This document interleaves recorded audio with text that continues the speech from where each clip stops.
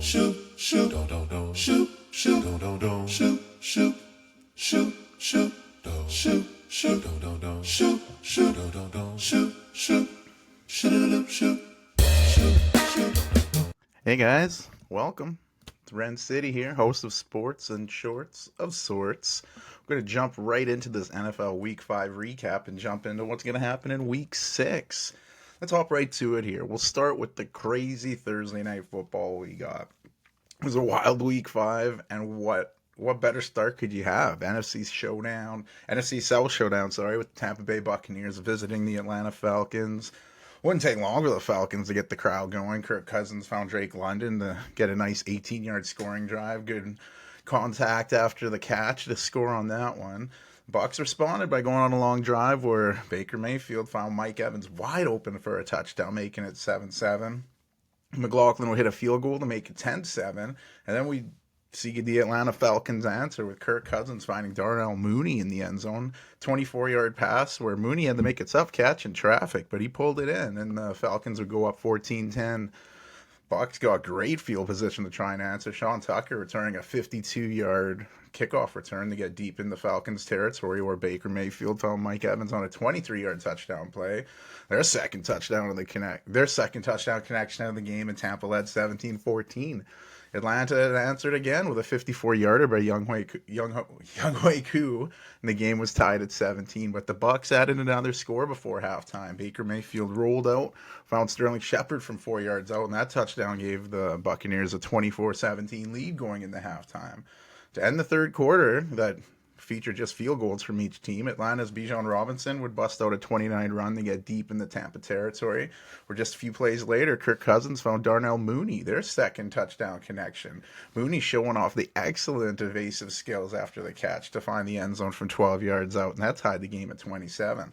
Tampa went again ahead with a 53-yarder from Chase McLaughlin to go up 30-27. The Falcons needed points late. Kirk Cousins took a sack deep in their own end. They'd have to punt it away, but the Falcons defense did their best to get Kirk get the ball back, and he had some time to get Younghoe Koo in the field goal range, where he hit the clutch 51-yarder as time expired to go to overtime. In overtime, we need something special to end this special game, and we'd get it. Kirk Cousins would find KhaDarel Hodge, and he'd take the ball all the way to the end zone. The walk-off 45-yard touchdown in overtime, giving Atlanta the 36-30 win. Magical moment for the undrafted wide receiver who was bounced around the league waiting for his big moment, and man, did he get it on Thursday night. Huge night for Kirk Cousins, setting a new Falcons franchise record for passing yards, throwing for 509 yards on 42 for 58 with 4 touchdowns and an interception. Doing all this on former quarterback Matt Ryan's night in Atlanta, getting his honor and witnessing the new Falcons quarterback do his thing. And Baker Mayfield, he played efficient, 19 for 24, 180 yards, 3 touchdowns, but the Falcons made the winning plays in the bigger moments, and that wild finish now has a wild standings at the top of the NFC South, with both of those teams sitting at 3-2 and looking very good doing it. How could the weekend of football live up to that Thursday nighter? Well, we'd give it a start going to jolly old England, and that was a bad accent, by the way. I regret to my English family of what I just did there. But the Vikings opened the scoring with a 54-yard field goal from rookie Will Reichard. The Jets wanted to respond quickly, but instead Aaron Rodgers would find linebacker Andrew Van Ginkel, and he returned it 63 yards for the pick six, making it an early 2-possession game, 10-0. The Jets would follow up with a better drive, and Aaron Rodgers was looking for Allen Lazard, but his pass sailed a bit, and it was picked by Cameron Bynum. Nothing too bad, though, as the Vikings would turn the ball over on downs on their drive, and the Jets would go for it on fourth down and not convert, giving the ball right back to Minnesota, where finally a team took advantage of these back-and-forth turnovers by moving down the field. And with Aaron Jones out of the game due to injury, the Vikings would feed Ham, and he'd punch it in, and Minnesota had a proper good lead at 17-0. Bummer for Aaron Jones. Hope that injury isn't too serious. He's a very important part of this Vikings team. The Jets, they'd get nothing going offensively, but at least their special teams pinned the Vikings deep, and Minnesota couldn't produce anything and punted it, where the Jets would get a nice return from Gibson going 30 yards and giving the Jets some good field position with 1:22 left in the half. But faced with third and long, we'd see some vintage Aaron Rodgers evading defenders, buying time, and finding former Packer teammate Alan Lazard in the end zone. That 14-yard score cut the lead to 17-7 going into halftime. Second half started a little sluggish, some 3-and-outs by both teams, and then Rodgers took a big hit on third down, and he was really taking his time leaving the field. And as the Jets went to punt, the Vikings were aggressively looking for a block, missed the block, but took out the punter. And that 15-yarder gave the Jets an automatic first down. So just as Rodgers was about to enter the blue tent, he was instead going back on the field, shaking off that earlier hit and picking up some first downs. And along the way, he'd eclipsed the 60,000 passing yards mark, becoming just the 9th player to do so. Now trails in order: leader Tom Brady, Drew Brees, Peyton Manning, Brett Favre, Ben Roethlisberger, Phillip Rivers, Matt Ryan, who we just mentioned earlier, and Dan Marino. Pretty good group there. The Jets would only settle for a Greg Zuerlein field goal on the drive and trailed 17-10. Like I said, both offenses were struggling to get anything going against these tough defenses, but the Vikings got the next score, another 50-plus yard field goal by their sensational rookie kicker out of Alabama. Reichard's 53-yarder put the Vikings up 2 possessions again at 20-10.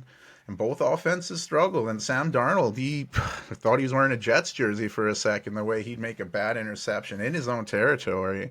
And the Jets looked end zone, and Stephon Gilmore would get called with defensive pass interference, leading to the Jets getting it at the 1. And Aaron Rodgers would find Garrett Wilson on the 1-yard touchdown, cutting the lead to 20-17 with just over 6 minutes to go. The Vikings offense had needed anything to try and kill this clock. And Darnold found Justin Jefferson for a big first down, getting in the Jets' territory. And from there, the Vikings got another field goal out of their rookie to make it 23-17 with just over 3 minutes to go. We've seen this before with Rodgers, and the Jets would pick up some first downs through Wilson, probably his best game of the season. Aaron Rodgers would then look back shoulder for Mike Williams, but he and Mike Williams were not on the same page. Stephon Gilmore would secure the game-sealing interception. The longtime Patriot and former Bill intercepted the Jets again, this time as a Viking, clinching the win for Minnesota as they now move to 5-0 on the season. Still crazy to say that. I did not see that coming. For the Jets, the flight back home will seem a little bit longer after a loss like that. Anytime you see Aaron Rodgers throw the ball for 54 times or have 3 interceptions in a game, there's probably a good chance you're not winning that game. Big AFC South showdown between the Colts and the Jaguars. Basically a must-win for the winless Jaguars. Joe Flacco was still starting behind center for the injured Anthony Richardson. Old man Joe was showing he still got it, leading the Colts down to a first-and-goal situation where, when faced with fourth down, they'd go for it. Flacco would find Michael Pittman for the 1-yard touchdown. The Colts led 7-0. Jags looked to answer and had a long drive of their own, but settled for a Cam Little field goal and trailed 7-3. Jaguars were itching for a big play, and they'd get one. Trevor Lawrence would get the quarterback to bite on a fake before launching a long bomb to their first-round pick out of LSU, Brian Thomas Jr. He'd score on the 84-yard touchdown, putting the Jags up for the first time 10-7. And on that touchdown, Thomas Jr. reached a top speed of 22.15 miles an hour. That's around 35 kilometers an hour on that touchdown run. That's the fastest speed recorded of the season thus far. Colts answered with a Matt Gay field goal to tie the game with under a minute to go in the first half. And you think we'd go into the half with that score, but we'd see a shit show of events here. First, Jacksonville would fumble and the Colts would recover. And the Colts got point hungry themselves, and Savon Walker would strip sack Joe Flacco, leading to a fumble which was recovered by Jacksonville. And from there, rookie kicker Cam Little hit his second field goal of the game, and they'd take a 13-10 lead in the halftime. And at halftime, we'd see a cool scene. Former Jaguars head coach Tom Coughlin got inducted into the pride of the Jaguars, and honored still by the franchise here. It's only been given out 5 times prior. Hall of Famer Tony Baselli, founding owners Wayne and Dolores Weaver, running back Fred Taylor, quarterback Mark Brunell, and wide receiver Jimmy Smith. So a pretty good group there. And my age group growing up watching those early Jaguars teams, all those names ring a bell here. Great to see him honored there. To start the second half, the Jaguars were moving the ball pretty effectively. Then Trevor Lawrence was looking for his rookie Brian Thomas Jr. again, except this time his pass was picked by an Indianapolis Nick Cross. It wouldn't lead to much from the Colts as they just punted it away, but from that punt we'd see a nice Jaguar return. And from there, Tank Bigsby would live up to that name and power his way into the end zone from 19 yards out, increasing the Jaguars' lead to 20-10. To start the fourth quarter, the Colts were faced with a 3rd and 15, and we'd see a wonderfully thrown ball by Joe Flacco. He'd find tight end Mo Alley Cox in the back of the end zone. That 18-yard connection cut the lead to 20-17. And you knew the way this game was going, the scoring wouldn't end there. The Jaguars looked to answer and did so in quick response. Trevor Lawrence finding Christian Kirk on a 61-yard passing play that gave the Jaguars great position to score. A few plays later, Lawrence threw a high pass to the back of the end zone, but not too high for a tight end Benton Strange. He'd show off the height and the hands, and his butt touched pay dirt before going out of bounds. And remember the classic John Madden line, 1 butt equals 2 feet. So that was a catch, 4-yard touchdown catch, put the Jaguars up 27-17. Colts moved right back at the Jaguars, featuring an iconic 21-yard run by Joe Flacco. You could hear the Chariots of Fire music playing in your head as he made the first down run, showing how fleet of foot the 39-year-old can be. He looked at Mo Alley Cox for another touchdown, but the big man dropped the ball in the end zone. Brutal. They'd have to settle for a Matt Gay field goal and trail 27-20. And these Jaguars, they were rolling, though. They'd get another big play from Tank Bigsby, scampering 65 yards for the touchdown, showing away breakaway speed with his strength. The Jaguars led by 2 touchdowns, 34-20, but there's no quit in Joe Flacco. He tossed the ball into Alec Pierce, who made an insane catch. Just a few plays later, Flacco tossed another bomb to Pierce.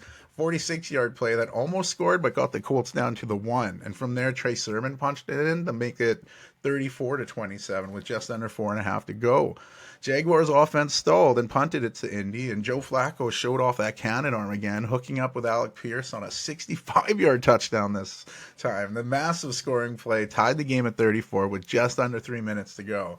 And how about Alec Pierce? That was his 5th play over 40 yards, which currently leads the NFL. And who would have thought the most dangerous deep ball player in the NFL right now would be Alec Pierce of the Colts? I mean, to be fair, Richardson and Flacco both have cannons for arms, so the math checks out. And he finished the game with 3 catches for 134 yards and that touchdown.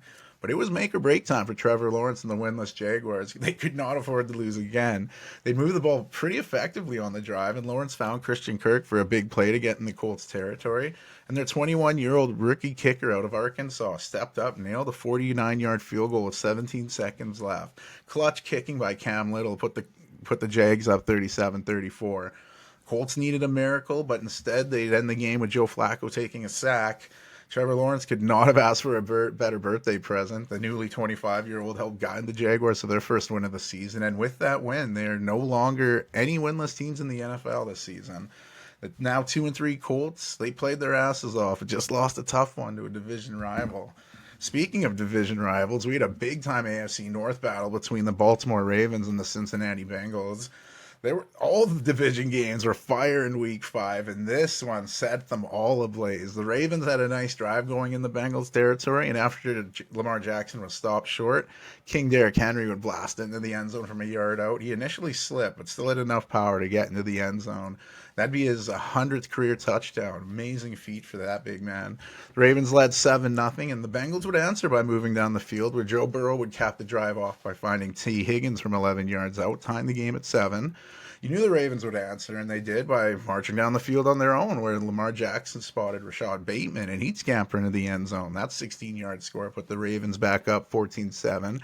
The Ravens got pinned in their own area, and from there, the Bengals defense would step up, and they'd get the safety, cutting the lead to 14-9. And while getting the ball back, the Bengals were running out of time in the half, and the Ravens were just trying to limit them to a field goal.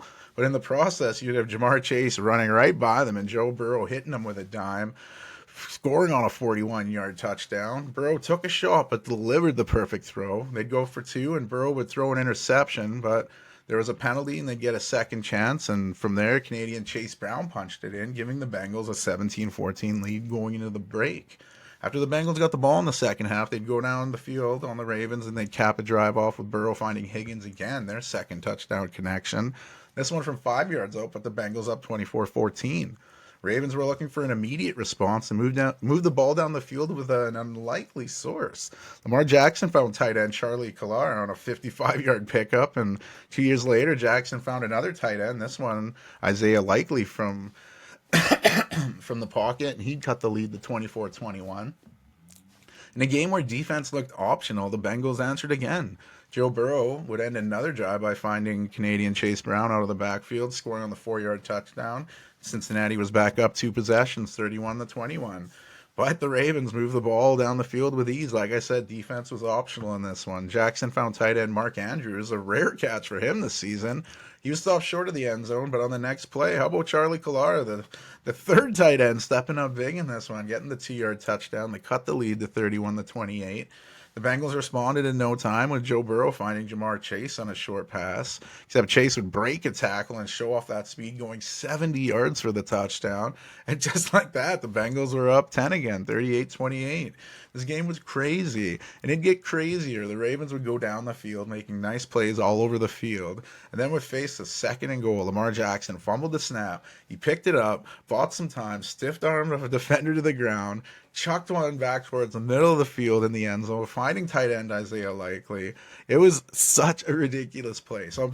Ridiculous play. On paper, it says 6-yard touchdown pass from Jackson to Likely, but it could have been one of the plays of the season. This was magical, and it was even more magical of iconic broadcaster Kevin Harlan making the play. He's magic on the mic, and when Lamar stiff-armed Sam Hubbard, Harlan was like, he threw him away like a rag doll. I love it. I love hearing Harlan on the basketball court or in football. I lit up watching it. Just madness, and the Ravens would trail 38-35 with just under 5.5 to go. The Ravens defense did their part this time, getting Baltimore the ball back, and we'd see the GOAT kicker, not like that PETA, but Justin Tucker would nail a 56-yarder to tie the game at 38. Clutch kicking, you knew he was going to hit it. The Bengals wouldn't do anything on their possession, and this game would go to overtime. Visiting Ravens won the toss, electing to receive, and Baltimore was moving the ball in the field goal range. And then as Lamar was clapping the ball to be snapped, as the play clock was nearing expiry, his eyes shifted a bit. The ball was snapped. He fumbled. Bengals recovered. You're thinking this is over. The Bengals are setting up for a 53-yard Evan McPherson field goal, but it had no chance. You're like, what happened here? But on the replay, bad snap, bad hold. He tried to set it in time, but that sloppy execution at the biggest moment of the game led to the missed field goal, and that ended a streak of 14 consecutive field goals in the fourth quarter and overtime by McPherson. All kinds of shit in this game. The Ravens respond to that missed kick by Derrick Henry busting a 51-yard run to get deep in the Bengals territory. And, it's insane to see a guy of Derrick Henry's size run that fast. It's crazy. The Ravens didn't even need another play. They're like, Justin Tucker, just end this. He went out, hit the 24-yard field goal. Insane AFC North bout. 41-38 win for the Ravens in overtime. One of the games of the season. I mean, there's probably a few nominees in Week 5 alone. For Baltimore, what an insane win to pull off your third in a row. Turning around that disastrous 0-2 start to the season. But then you look up disastrous in the dictionary, and there's a picture of Cincinnati there. They've lost some heartbreaking games this season, and that loss puts them at 1-4. I wouldn't start coffin shopping yet for their season, but it's getting close for the Bengals. And that's all after Joe Burrow went 30 for 39, 392 yards, 5 touchdowns. His one pick of the game was pretty costly, but after the game, Joe Burrow told the media, we're not a championship-level team right now.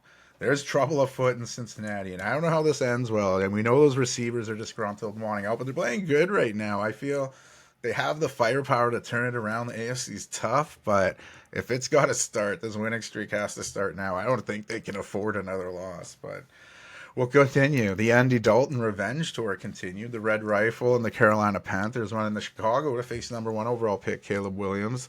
So visiting Panthers, they got off to a great start. Edmonton, Alberta-born Chuba Hubbard busted a 38-yard touchdown run, scampering right through the Bears' defense on the way to the end zone, tying the longest touchdown run of his career and putting the Panthers up 7-0. The Bears answered quickly, though. Caleb Williams found former Panther DJ Moore on a 34-yard touchdown. He'd sneak into the end zone along the sideline, and this game was tied at 7. Next time the Bears got the ball back, they'd move down the field with some big plays. Caleb Williams doing it with his arms and his legs, and the drive ended with Rashawn Johnson punching one in, making it 14-7.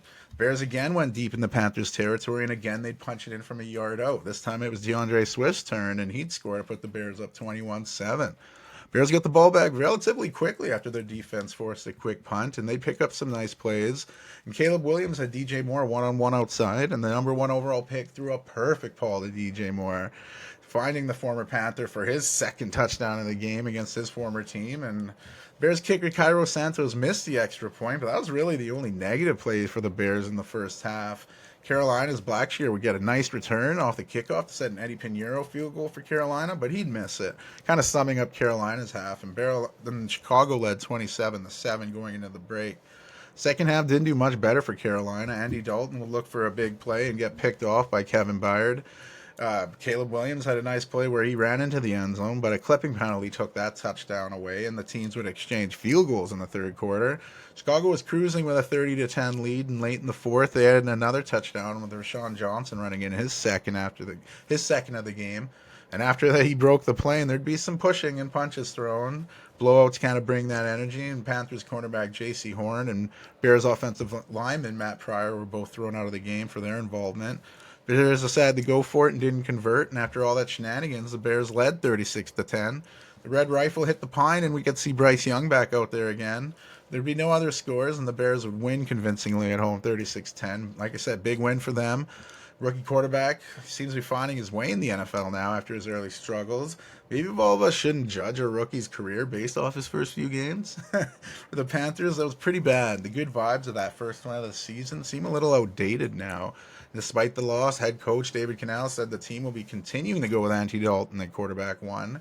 But he said the progression from Bryce Young is visible, and we'll see what that happens if we'll get to see him back on the field again.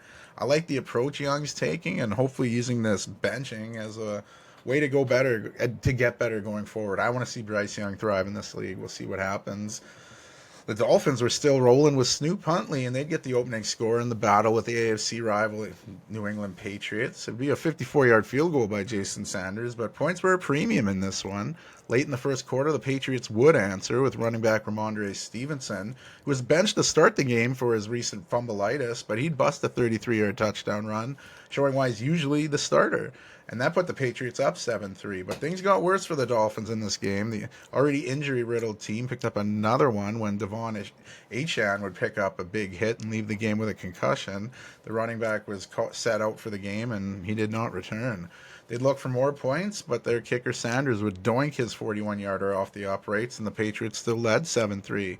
The Dolphins just seemed to have bad luck in the first half. When attempting to punt the ball, Jake Bailey had his block punt, leaving the Patriots with great field position, and their offense stalled, setting up a Joey Sly 33-yard field goal. But he'd missed the chip shot, giving the ball back to the Dolphins, and they wanted points for the end of the first half, setting up a Jason Sanders 51-yard field goal attempt. But another bad snap in the NFL. This one barely got off the ground, and by the time it got to the holder, that kick was fucked. The play ended in a turnover on downs, and this calamity of a first half ended with the Patriots leading 7-3. Third quarter was all about the kicking. Joey Sly nailed the field goal that increased the lead to 10-3, but Jason Sanders had 2 field goals in the quarter, and it was 10-9 going into the fourth quarter. Into that fourth, we'd see one of the nicer drives of the game, where Snoop Huntley, he'd lead the Dolphins down the field, killing time along the way and capping the drive off with the ever-popular fullback dive. Alec Ingold punched it in from 2 yards out, and the Dolphins failed to convert the 2-point conversion, leading 15-10. Patriots go down the field looking for a game-winning drive, and Jacoby Brissett looked to find rookie Jalen Polk in the back of the end zone. The replay showed he only got 1 foot in bounds. The second initially was in, but the heel touched the out-of-bounds line. The play was overturned. And after a third down incompletion, the Patriots were faced with fourth down. They take a timeout to draw up the play, and then they get a false start following the timeout. Not a good look. And on that fourth down, which was now tougher, 5 yards further, they tossed it in the end zone hoping for the best, but it would fall incomplete. No flags, turnover on downs. Miami just needed to pick up a first down to ice the game, but they couldn't do that, giving New England one more chance. And Jacoby Brissett would complete a deep ball in the Dolphins' territory, but they didn't have enough time to spike it. It's a tough loss for the Patriots, who are now losers of 4 in a row, and we all have to start wondering, when does number 3 overall pick in the draft, Drake May, start to get the reins for the team? For Miami, it's a win-win for the beaten-up club. You know, they'll take the win. They don't like the injury to Achane, but Snoop Huntley getting his first win as a Dolphin, congrats to him. There's not a team that more needs a bye week than the Dolphins. So I was very interested to see how the Washington's rookie quarterback Jaden Daniels would look going up against some of the beasts on that Cleveland Browns defense, but Daniels showed some escapability before they're looking deep and finding Terry McLaurin on a big 65-yard play to get first and goal inside the Browns' 5-yard line. But then he showed a little inexperience, throwing an interception in the end zone where Jeremiah Owusu-Koramoah picked it off for the Browns. Browns offense didn't do much and just punted it back to Washington, who got great field position. They'd pick up a few plays to get first and goal. From there, they give it to Brian Robinson Jr., who'd scamper in from 4 yards out. There was talk the running back wouldn't even play in that game, so it was good to see him out there and scoring a touchdown. Cleveland got their first points of the game. A nice drive stalled, but they'd settle for a 51-yard Dustin Hopkins field goal, cutting the lead to 7-3. But Washington would respond with an Austin Seibert field goal to make it 10-3. Washington got the ball back again, and again they'd march down the field effectively. And when faced with fourth down, Jaden Daniels would show off the legs, picking up a first down to get inside the 5-yard line, where from there, Brian Robinson Jr. picked up his second rushing touchdown of the game. The Commanders led 17-3.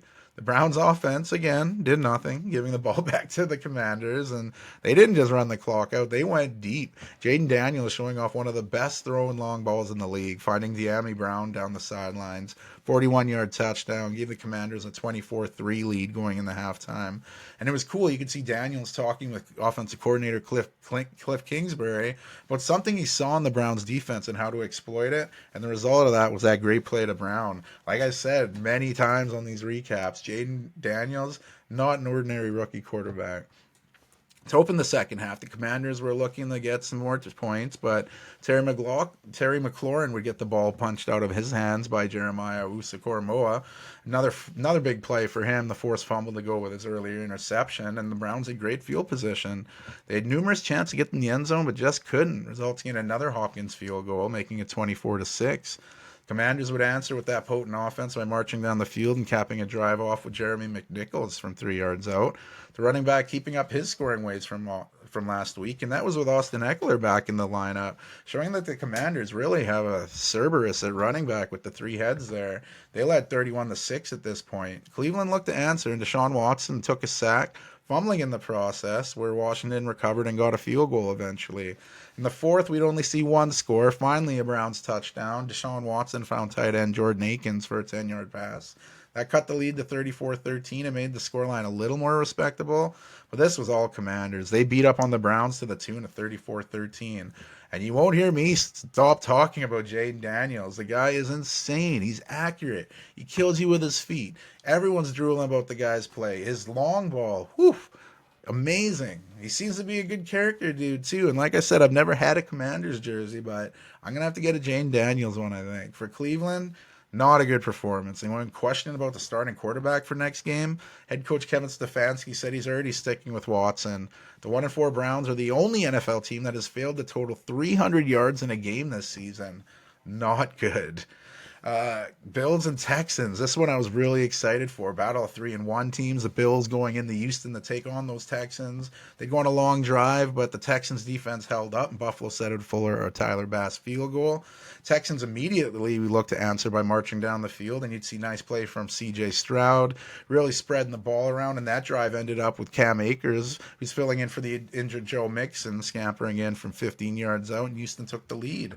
Bills' offense stalled again, giving it back to Houston, where C.J. Stroud would sky the ball deep to Nico Collins, running right past the Bills' defenders to catch the deep ball, scoring on a 67-yard touchdown. The Texans left 14-3.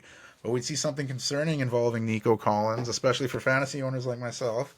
The second quarter, Nico Collins would go into the blue medical tent before going to the locker room. A hamstring injury. We don't know the severity, but he did not return. Hammies could be a tough one. I hope all's good with him. The Texans were moving the ball deep in the Bills' territory and would get faced with fourth down. Rather than take the field goal, the Texans were aggressive and went for it, and Agumbawali would get stuffed at the line by the Bills.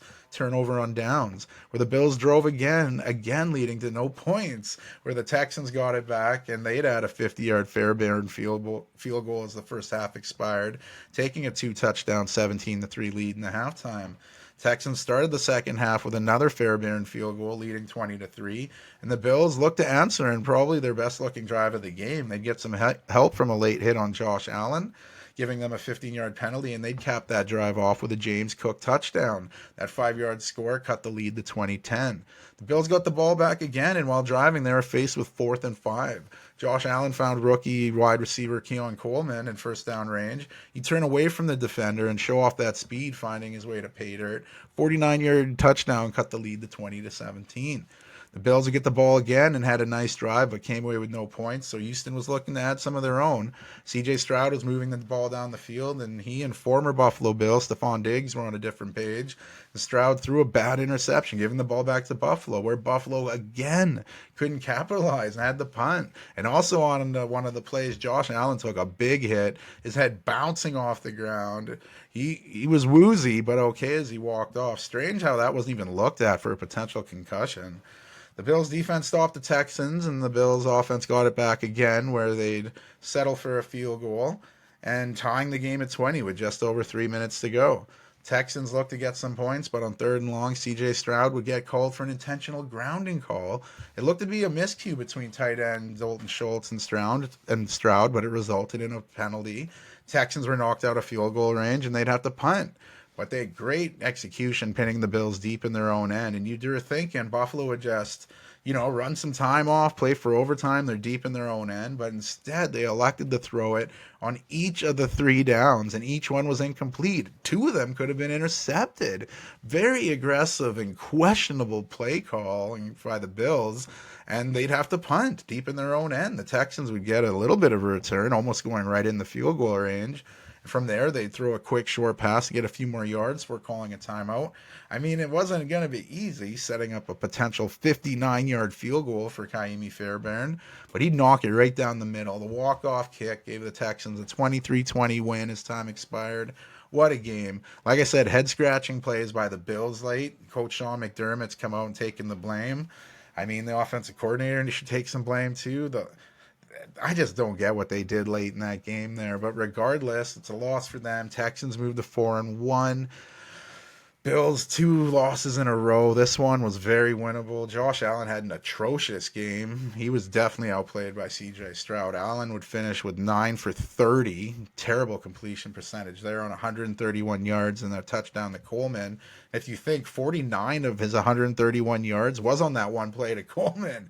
I mean, he picked up 54 yards on his feet, but not a good game for Josh Allen. You could see why Stephon Diggs looks a lot happier in Houston. After the game, they gave a little hug with a little side eye. I love the memes coming out about it. And you could see how much it meant to Diggs. He literally said how much it meant to him. So I'm loving the trajectory of the Texans here. Being able to win ugly games like that. They can win the blowouts. They can win the ugly ones. C.J. Stroud's the real deal. For Buffalo, the same questions. Can Josh Allen make the big plays in a big game with this receiving core? And I think it's time we can start questioning Sean McDermott. He's been getting a free pass, I think. I think Josh Allen is almost like a Russell Westbrook. Kind of everyone wants to put blame on him, but there's enough blame that should go around. And I mean, going 9 for 30, you deserve a lot of the blame, but I don't think McDermott or offensive coordinator Brady should get a pass here at all. So, yeah, things are not going to get easier in Buffalo unless they start to change things up. And that brings us to the later games where you had the Denver Broncos coming out in that vintage Orange Crush throwback jersey.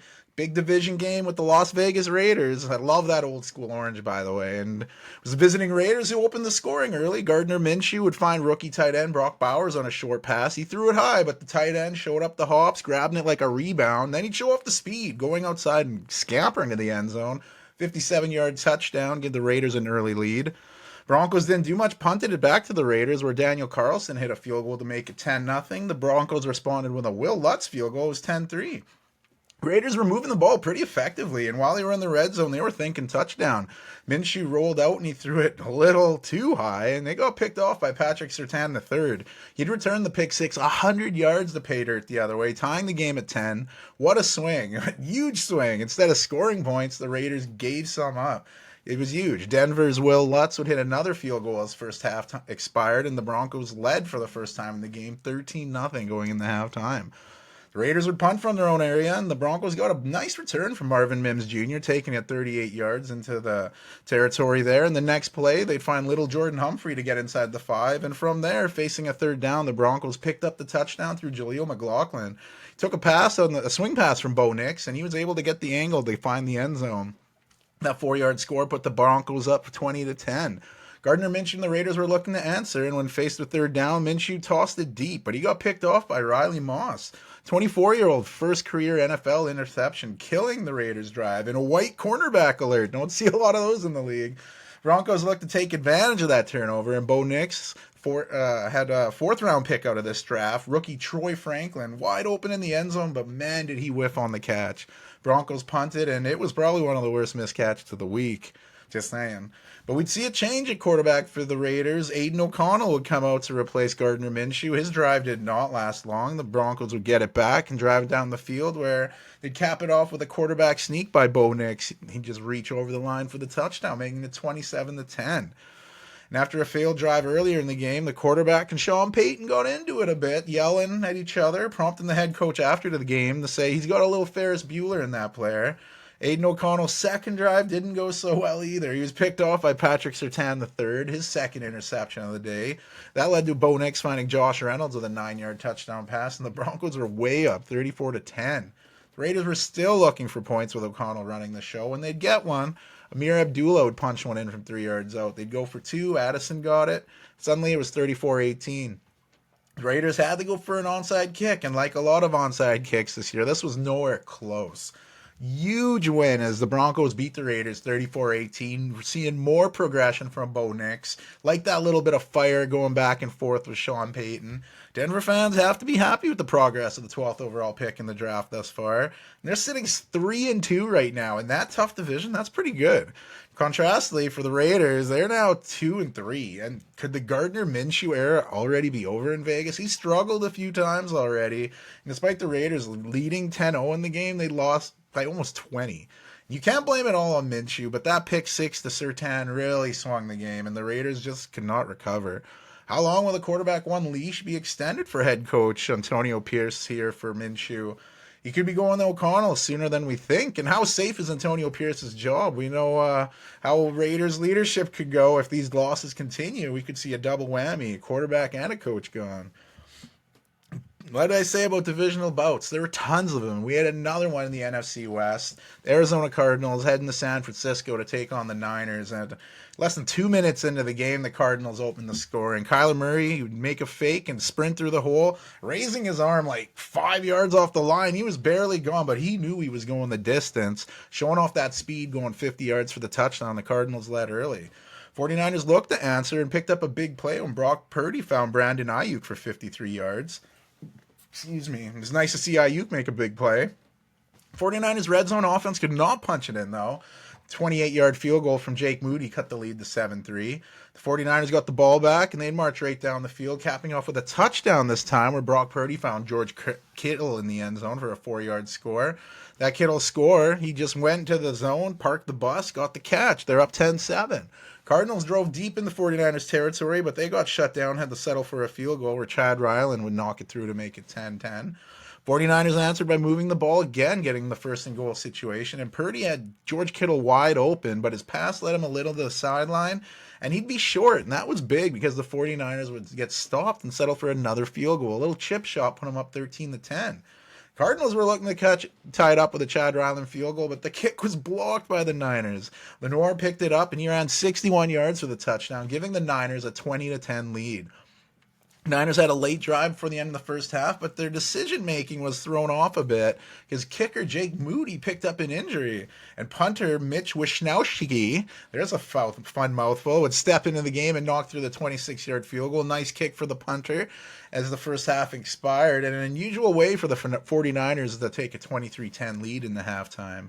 49ers were just moving the ball in the second half. Purdy looked for Kittle. His pass was deflected by lineman Roy Lopez, and it was picked off by Cardinals Mack Wilson Sr. Cardinals only got a field goal out of that turnover, and they cut the lead to 23-13.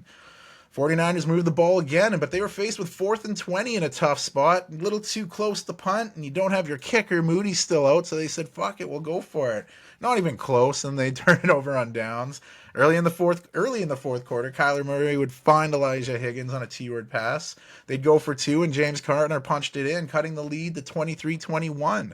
Arizona down by that same score with 2:49 left in the fourth. Were faced with a 4th and 5 from their own 40. The 49ers jumped offside, but they got back before the ball was snapped, so no flag. Blitz was coming hard. Kyler Murray backed it up super fast, tossing it up for Marvin Harrison Jr. He'd picked up the first down, and after picking up that first down, the Cardinals would cause the 49ers to do all of their timeouts, and they'd kick a field goal. New kicker Chad Ryland knocked through the 35-yarder, and they put the Cardinals up 24-23 with little over a minute and a half to go. Brock Purdy needed a drive to get points with an injured kicker. Purdy would get hit as he was about to throw, and his pass was intercepted by Kazir White, sealing the win for the Cardinals. What a comeback. On the road, tough divisional bout. Have to love that out of the Cardinals, who I still think will get in the NFC playoffs as a wild card. They moved to 2-3 after the win, and for the 49ers, another dreadful loss to a divisional rival. They're now 0-2 against the NFC West, and they've lost both of those games after having double-digit leads. I know they're dealing with some injuries, but this team has Super Bowl aspirations, and they're going to have to clean this up big time. If they don't, they could be in trouble. They fall to 2-3, which ties them with the Cardinals. You'd see a really wild play in the Giants-Seahawks game in that big matchup. The Giants were moving the ball. That's not the wild part yet, but they were faced with 4th and goal. The Giants said, fuck it, let's go for it. Running back Eric Gray, he tried to punch it in. It was close, but in the process of trying to break the plane, he fumbled. Rayshad Jenkins picked that up and scampered 101 yards for the touchdown. Longest fumble recovery for a touchdown in Seahawks history. It was reviewed. It was that close to a touchdown going either way. The call on the field stood. Seahawks went from potentially giving up a touchdown to leading 7-0. And with that play, we'd get some NFL history. It was the first time in NFL history 2 defensive touchdowns of 100-plus yards on the same day. The Jenkins fumble recovery, as well as that Broncos Patrick Surtain pick 6 I mentioned against the Raiders. The Giants, they'd go on another long drive against the Seahawks, and this time around they got to pay dirt. Daniel Jones found Wan'Dale Robinson, 7-yard touchdown, tying it up at 7. Greg Joseph hit a field goal with 22 seconds left to put the Giants up 10-7. But Geno Smith made some big plays to get a 43-yard field goal by Jason Myers, and we were all tied up at 10 going into halftime. Seahawks probably felt a little lucky to be tied, while the Giants were like, man, we had so many chances. How are we tied? And in the second half, the Seahawks were moving the ball, and after Geno Smith found DK Metcalf, he'd fumble the ball. The Giants recovered to get the ball with decent field position, too, and that's back-to-back weeks for back-to-back fumbles in consecutive weeks for DK Metcalf, and the Giants, they took advantage of that turnover. Danny Dimes throwing a nice deep ball for Darius Slayton. That 30-yard score put the Giants up 17-10 early in the third quarter. Giants' 5th-round pick out of Purdue, running back Tyrone Tracy Jr. was tearing up the Seahawks. The backup running back, filling in for Devin Singletary, he looked good. He's getting them down the field. Joseph would knock another field goal, and the Giants were up 2 possessions, 20-10. Tracy had a hell of a game. He finished with 129 yards on 18 carries. Not a bad game for the rookie.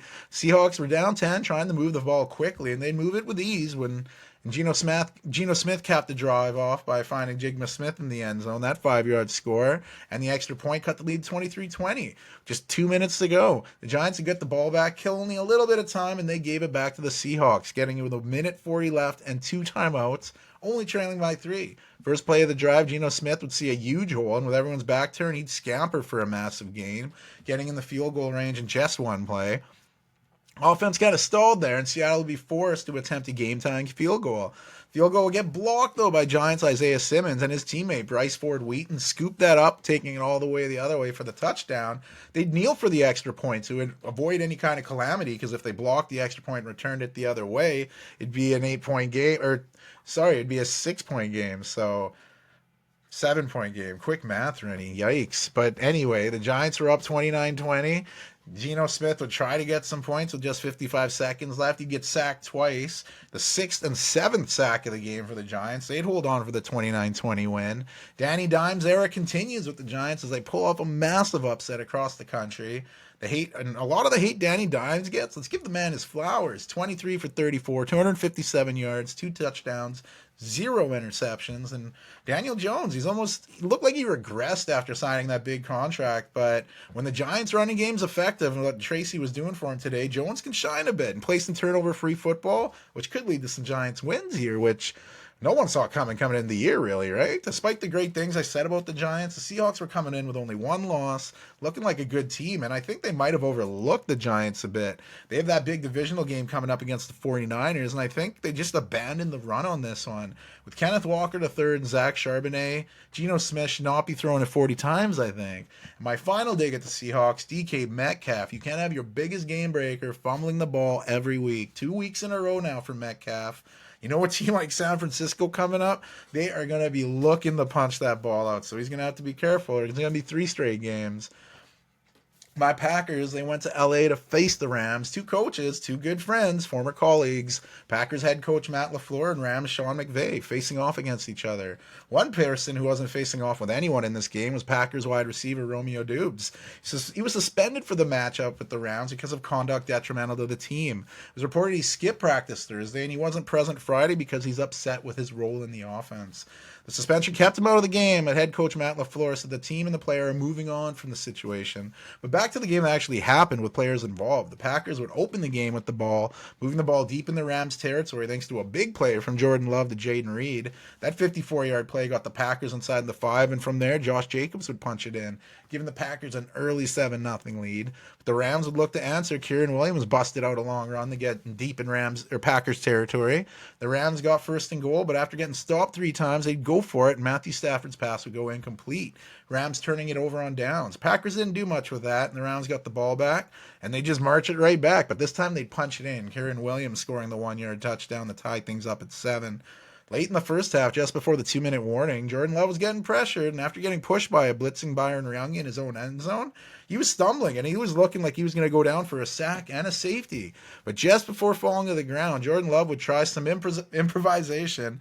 He either tried to throw it away or tried to find Tucker Kraft. He did neither. He ended up throwing a pick 6 to Jalen McCullough, a 4-yard pick 6. Just brutal. Broadcaster Tony Romo, he couldn't have summed it up any better. That's a bad play. You can't do that. Rookie kicker Joshua Carty, his extra point would get blocked, so there's some good for the Packers there. But the Rams led 13-7, 13 unanswered points to take the lead. The Packers were looking for any kind of points after that debauchery there. They had a pretty good 2-minute drive going. That was until Love felt some pressure and went to throw it away. But it went backwards. It was a backwards lateral, and the Packers lost 13 yards, making a kick a little tougher for rookie Braden Arvison, who's been struggling lately, missing 2 in the game against the Vikings. But he came out and he nailed it. It was good to see him hit that kick, and the Packers trailed the Rams 13-10 going into the break. The Rams had the ball to start the second half, and Kieran Williams would fumble it. And who else would recover but the turnover machine? Free agent signing Xavier McKinney came up with the recovery. The Packers used that turnover to get some points of their own. Tucker Kraft, he'd catch the pass from Jordan Love and show off his running ability, lumbering up the sideline, scoring on a 66-yard touchdown, and the Packers were back up 17-13. Rams were looking to get back in the game, and Stafford was throwing deep. His pass got picked off by who else but Xavier McKinney. The 5th straight game with an interception for McKinney, becoming the first player to achieve that feat since the league's merger in 1970. He did tie Irv Comp's franchise record for 5 straight games with an interception with the Packers, but that feat was set in 1943 during the middle of World War II. So this is some serious history we're talking about with Xavier McKinney. What a start to his career in Green Bay. That's got to be the defensive free agent signing of the year. I could even say the best free agent signing of the year, but man, what Derrick Henry's doing in Baltimore, it's hard to take it away from him. But Xavier McKinney making history. Love it. Green Bay took advantage of that turnover by moving down the field where Jordan Love, he found Tucker Kraft on a screenplay. He'd navigate before bullying his way into the end zone, and that second touchdown between Tucker and Love put the Packers up 24-13. Leading 24-13, Green Bay tried a screenplay, but took them out of field goal range, and they'd have to punt.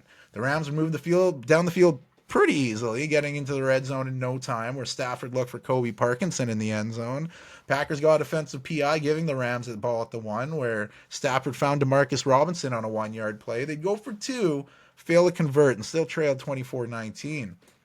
Rams defense played pretty well, forcing the Packers to punt, giving the comeback king Matthew Stafford the ball with just under 3 minutes to go.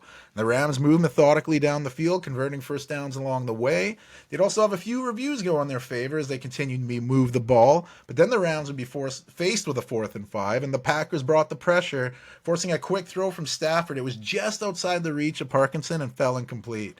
Packers held on to pull off the comeback, 24-19 win, big win for the Packers, bouncing back from that divisional loss to the Vikings in the week prior to move to 3-2. I wouldn't call it Jordan Love's best game by any means. I mean, that Will Levis like throw from his own end zone, that can't happen again. But they pulled off the win, and that's all that matters. For the Rams, that's a tough one to lose. They were right in the thick of things at home, but reality is this loss now puts them at 1-4, and they're in jeopardy of losing this season if they can't close any games. The Sunday nighter, it took a bit to get started. We had some rain, we had some thunder and lightning, we had some drunk fans taking it all in. The game finally started. The Cowboys would have a long drive end with a 55-yard Brandon Aubrey field goal, getting an early lead. Steelers answered with a Boswell field goal of their own, and halfway through the first, we were tied at 3. Cowboys were deep in Steelers territory looking to score, but as Dak was ready to throw, he'd get strip sacked by the combo of Pittsburgh's T.J. Watt and Nick Herbig. Herbig recovered, and the Cowboys, and that would end the Cowboys' drive, and there was history there too. T.J. Watt picking up a half sack on the play, reached the 100 sack mark, becoming the second fastest player to reach that mark. Doing so in 109 games. He was one game quicker than Hall of Famer DeMarcus Ware, and just behind Hall of Famer Reggie White, former Packer and Eagle, who had accomplished that feat in 96 games. That's insane. Look at Reggie White highlights if you haven't watched him. I was lucky enough to watch him on the Packers as a pup, and that was his best days were in the Eagles, but luckily this internet thing is still around so we can watch that shit. Dak responded, finding Jake Turd Ferguson for a big play to get inside the Steelers' 13 yards line, and that's where the Steelers' defense stood tall, forcing another Aubrey field goal. He'd hit it from 33 yards out, and Dallas led by 6-3. Steelers could do nothing with the ball again. The Cowboys got it. Third down, Dak would find Jalen Tolbert on a 48-yard play to get in the Pittsburgh territory. The Cowboys were rolling, looking for a score to end the half, but there was some miscommunication as Dak Prescott's throw was nowhere near wide receiver CeeDee Lamb, and it was picked by Dante Jackson. Back-breaking red zone pick with under a minute to go in the first half. Early in the third quarter, we'd get to see a play where Justin Fields took a huge shot, hitting his head hard. The game was stopped for a medical timeout. The referee actually took Fields out of the game. He had to get an examination. Backup quarterback Kyle Allen would step in because Russell Wilson was the third quarterback, the emergency quarterback. But after picking up a nice first down, Fields would return the game. He passed the test, he got in, and we'd finally see the game's first touchdown. Justin Fields was perfect the rest of the drive after coming in, and he'd cap that drive off by finding Connor Hayward in the end zone. 16-yard score, and the Steelers were up 10-6. Cowboys tried to respond on their next drive, and accurate kicker Brandon Aubrey, it's not accurate if you can't get it past the line. It was blocked by Isaiah Loudermilk, and the Steelers would keep the ball there. The Steelers offense failed to take advantage of that blocked field goal. Dallas would respond by going on a 16-play drive down the field, finishing it off with Dak Prescott rolling out and finding running back Rico Dowdle in the end zone. Nice hands on the running back, making the sick catch and put the Cowboys back ahead in this one, 13-10. Steelers offense, broken record here, stalled again, but the defense got it back from him. Joey Porter Jr. picking Dak Prescott off. The Steelers took advantage of that turnover by marching down the field and getting another score. Justin Fields' little shovel pass there to Pat Freiermuth and the 6-yard score put the Steelers ahead 17-13 with under 5 minutes to go in the fourth. Cowboys needed a touchdown as a field goal would not cut it, and they went down the field picking up some big plays, and on first and goal, Dak dove for the pylon, came up a little short, setting up a pretty wild ending to this one. Cowboys tried to pound it in with running back Rico Dowdle, but the ball bounced out of his hands. Dak Prescott making probably the best pounce of the game, getting onto the ball and recovering it, because the Cowboys were faced with a fourth and goal, 26 seconds left. Dak Prescott would drop back before finding Jalen Tolbert on a long developing cross route in the end zone. That tough 4-yard touchdown put the Cowboys up 20-17 with 20 seconds to go. Huge catch for Tolbert, as he was injured just moments before that, and he looked pretty bothered, but showed off the grit there, making the clutch catch, draped by the defender. Steelers couldn't answer in that time, and the Cowboys, ridiculous comeback, a late win. Clutch play between Dak and Tolbert. Steelers fans look stunned. Both teams now sit at 3-2, with the Cowboys winners of 2 in a row, while the Steelers are going the other way, losers of 2 in a row after starting the season 3-0. And then we had Monday, a big Monday Night Football showdown with the Saints visiting the Chiefs. Saints were moving the ball pretty effectively to start the game, running game looking good, but then Derek Carr felt some pressure and chucked it looking for Rashid Shaheed. No chance. It was picked by Brian Cook. Following that turnover, the Chiefs were moving the ball pretty effectively as well. A very tight end oriented drive, ending with Kareem Hunt running one in from 5 yards out. That physical touchdown run gave the Chiefs the early 7-0 lead. Chiefs went on another long drive, but they'd settle for a Butker field goal. Saw some interesting plays on that drive where Patrick Mahomes just did a 360 out of nowhere before throwing an incompletion. I don't know what the 360 was about, but the Saints needed a big play, and that's just what they got. Rashid Shaheed would just sprint right down the middle of the defense, catching the long ball by Derek Carr. 43-yard touchdown pass cut that lead to 10-7. Chiefs looked for more points, but they faced some adversity on the drive. They're attempting some trickery with undrafted rookie Carson Steele. He went to toss it to Xavier Worthy, getting fumbled in the process. Luckily, the Chiefs were recovered, but they were faced with the fun 2nd and 34. They got some of that back on the next play, setting up 3rd and 22. And then we'd see some ridiculousness. Mahomes, who found Travis Kelce across the middle, did a little pitch there to Samaje Perine. He'd come up just short of the first down, but the Chiefs were like, we're rolling. 4th and down, let's go for it. And they'd pick it up. I mean, the drive ended with a field goal, a little lackluster there, but they still had 13-7. Saints tried to get some late first half points, but they just punted it right back to the Chiefs. Killing no time, a very ineffective drive there. Mahomes would find Smith-Schuster on a 31-yard play to get deep in Saints territory. But that Saints defense is number one in the red zone for a reason, forcing another Kansas City field goal. And they took a 16-7 lead into the halftime break. Chiefs started the second half with the ball, looking to add some more points, picking up a big chunk of yards on a defensive PI by Saints Paulson Adebo. Then Mahomes would put the ball right into Juju's hands in what looked to be a touchdown, but Juju bobbled it in the air, picked off by former Chief Kalen Saunders. The thick pick, the big man. If you thought he'd kneel in the end zone, hell no. The 324 Saunders showed off that speed, reaching a top speed of 15.79 miles per hour, picking up 36 yards on the return. And looking at these crazy numbers here, that's the 3rd fastest speed by a ball carrier over 320 pounds since 2016. The 2nd fastest, George Fant, on a short reception. He fell over going 16 miles per hour. But the fastest, you got to watch the video, Linval Johnson from the Vikings. He scooped up a fumble, ran it 64 yards for a touchdown, reaching a top speed of 18 miles an hour at 329 pounds. That's like a small car right there. The athleticism in the family, though, for the Saunders. Callan, his brother, Cameron, he's one of Taylor Swift's backup dancers. Watching videos of these guys do their flips and shit, it's crazy. They're so big. It's wild. Anyway, that huge red zone turnover sparked the Saints a bit. The Saints would march right down the field, cap the drive off with Derek Carr finding tight end to Foster Moreau. That 6-yard score.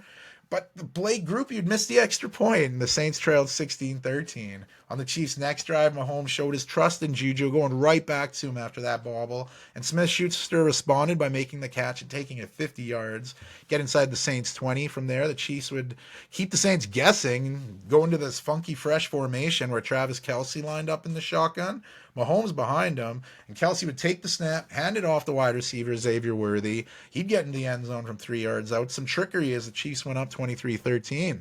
Saints were looking for a response and get faced with 4th and 8 just inside Kansas City territory. Defensive coordinator Spagnuolo, he'd bring the heat. He'd bring an all-out blitz, forcing Carr to chuck it, huck it. He'd looking for Mason Tipton. He had a chance, but he couldn't bring it in. That play turned the ball over on downs, and after taking a big hit, Derek Carr was looking hurt. He'd actually have to leave the game with an oblique injury. And as he was heading to the locker room, we'd see some Mahomes magic, doing it all, showing off his legs, juking out Saints defenders, diving for first downs. But again, another field goal. That Saints bend but don't break defense, keeping them in it as Butker would knock it through, make it 26-13. But with Carr out of the game, we'd get to see Jake Haener, the Saints' 4th-round pick out of Fresno State last year. He didn't do too much to impact this game. The Chiefs picked up the big home win on Monday night, beating the Saints 26-13, staying undefeated at 5-0. One of only 2 teams to remain undefeated in the season thus far, Minnesota Vikings being the other. Doesn't matter who seems to be out there for the Chiefs as long as Patrick Mahomes is in the game running the show. No Pacheco, no problem. We bring Kareem Hunt back. He gets a 100-yard game with a touchdown.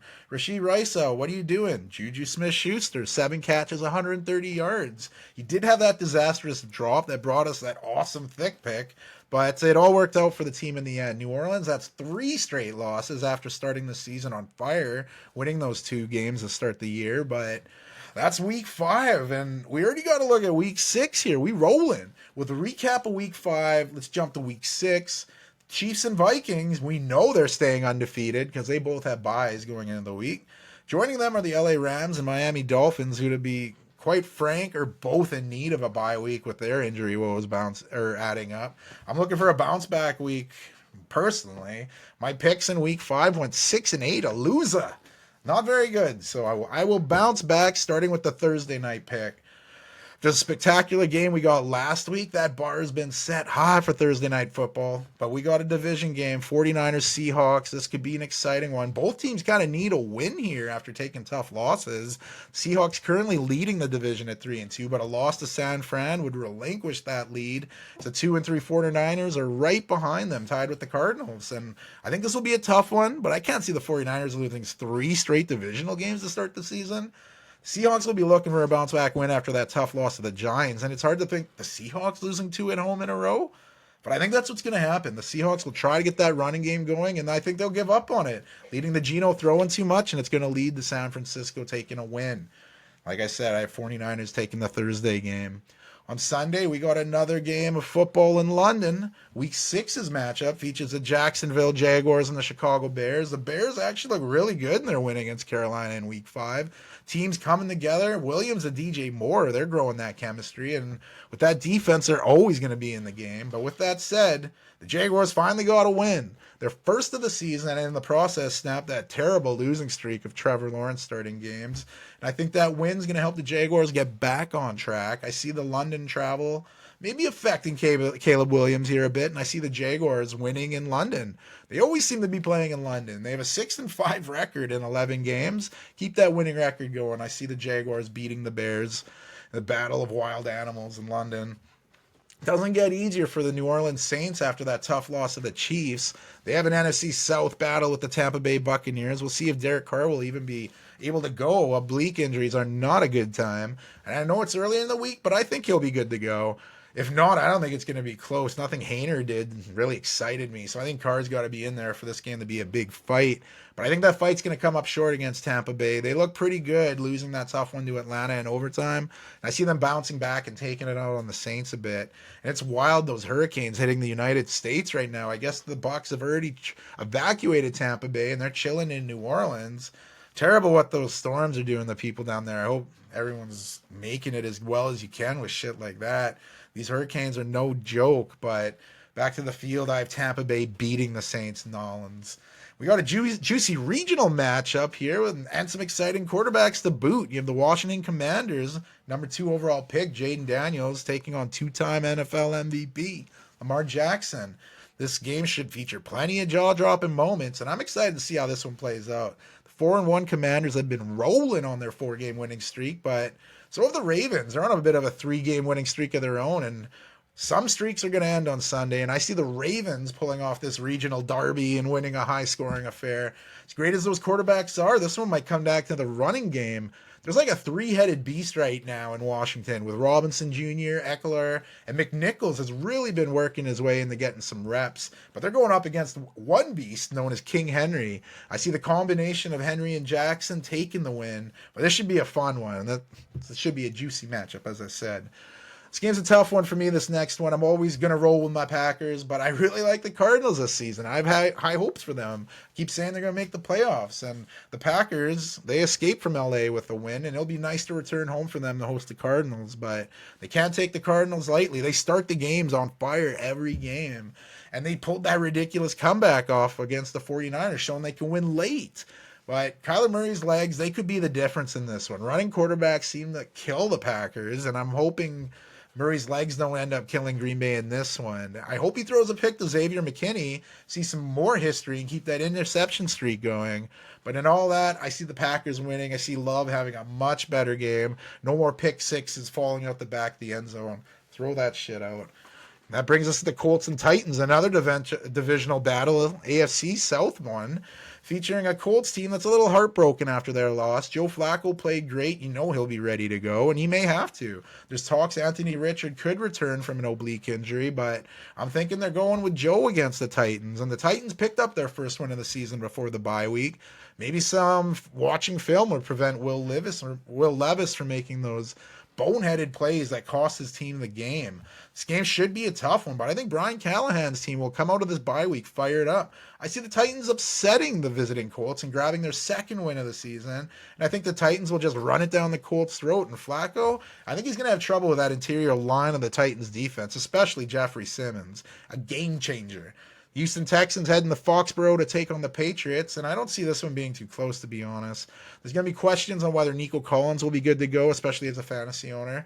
But I feel even without him, the Texans should take care of business here. Maybe we'll see more of number 3 overall pick Drake May if Jacoby Brissett struggles. But regardless, I'm chalking up a Texans win here. Sorry. The Eagles are coming off a bye week, and they host the Cleveland Browns. No team seems to be as dysfunctional as the Browns in their quarterback situation. Deshaun Watson has not lived up to that insane contract, which seems hard to live up to anyway. And when he has made big plays, his receivers just drop the ball. I don't know if they're doing it intentionally now or what, but it looks questionable. Coach Stefanski's already said he's rolling with Deshaun, but you got to wonder for how long. The disarray combined with the Eagles coming fresh out of a bye week, I think that's not a good combination if you're a Browns fan. I see the Eagles winning big at home. A nice showing out game where they'll remind everyone they're not finished yet in the NFC East. Big AFC West showdown as more divisional games show up. Chargers and Broncos. Broncos feeling pretty good after beating up on the Raiders, but the Chargers, they're not the Raiders. I'm interested to see the health of Justin Herbert's ankle coming out of the bye week. I think it'll be a fun divisional game and both teams making big plays. However, I see a healthy Herbert providing winning plays to give the Chargers the win in this one. The Raiders are hosting the Steelers, and I imagine from now to the time the game is played, I think Devontae Adams is going to be on another team. Where? I'm not sure, but he's gone. Maybe to the Jets. We have some big Jets news coming up, by the way. But that quarterback situation in Vegas, it's not looking good. Gardner Minshew, he's effective, but these costly mistakes, they're killing him. I like that pick 6 against the Colts. You can't do that, or against the Broncos, sorry. And they're both horses. But anyway, you can see Aiden O'Connell, maybe we'll see him going forward. I don't know, but you got to feel something's got to happen or Pierce's job could be on the line. Steelers probably felt they should have had that Monday night despite the offense really struggling.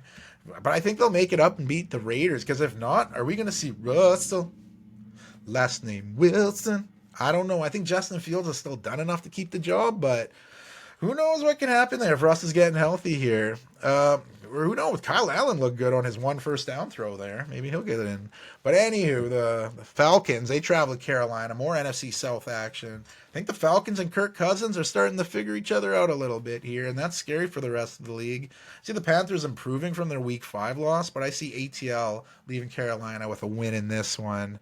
What could be a game of the weekend? The Cowboys, now winners of 2 in a row, are hosting the Detroit Lions, who are nice and rested after their bye week. I think the Cowboys are going to have their chests popped up. They're going to be feeling themselves coming into this one, and Detroit's going to smash them in the face with a humble pie to start the game. I see Detroit going into Dallas and picking up the win. That 1-2 running punch of Gibbs on Montgomery, it's going to be too much. And when you think you got it, you're going to have Jared Goff hitting you on a deep ball from the play action. So Detroit's going to go into Detroit and show who the big D really is. If that's not appropriate, I guess. But the Sunday Nighter features a Giant team who's feeling on top of the world after beating Seattle in Seattle. And the Bengals are riding wave after wave of disappointment this season. But I see the Bengals going into New York, or New Jersey, I guess, where they play, and getting some nice shopping done before going into the game Sunday and beating the Giants.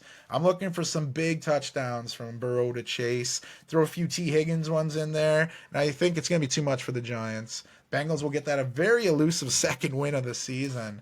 And that brings us to the Monday night. But before we can get there, I recorded part of this in the morning, and I was like, shit, I got to go to work. But after work, what about this news? Huge shock to me anyway. New York Jets firing head coach Robert Saleh 5 games into the season. I know they're 2-3. This comes a day after he said no one's panicked by the Jets' slow start.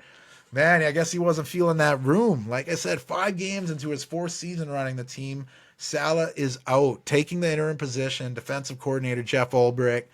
The Jets still have expectations of making the postseason, which really should make this Monday night battle interesting. An AFC East battle. The Buffalo Bills visiting the New York Jets. Both teams currently riding 2-game losing streaks. One fired coach, one criticized heavily after some decisions in the late game and their loss. And both of these teams haven't really looked that great in these losing streaks, and I think one of them are going to end. I don't see this one ending in a tie. Both quarterbacks are going to play much better than they did in Week 5, and I see the Bills rolling to the wind, and I see Aaron Rodgers' eyes rolling in defeat. I still can't believe they fired Salah this early, and there must have been some shit going down, and yeah, we'll see where the Jets season goes here. It's craziness in the NFL, but there you have it. You're caught up on Week 5. You're ready to go for Week 6 already. Episode 78 is dropping soon of Sports and Shorts of Sorts. We're kind of in a sports tornado right now. Primetime sports everywhere. We got the NFL, right? MLB playoffs. They've been pretty wild. You have the WNBA playoffs. One more game going on today to set up the finals. NHL starting up today. NBA preseason's going. College football. Mamma mia. The CFL season's wrapping up. And that doesn't even include all the dynamic footy going on. This is where spiders really thrive. All those eyes, they can watch different screens. You know, we just got the two. But we do what we got to do, and that's watch the sports. We talk about the sports. Thanks for letting me bring you in on that. And thanks for tuning in. Ren City out.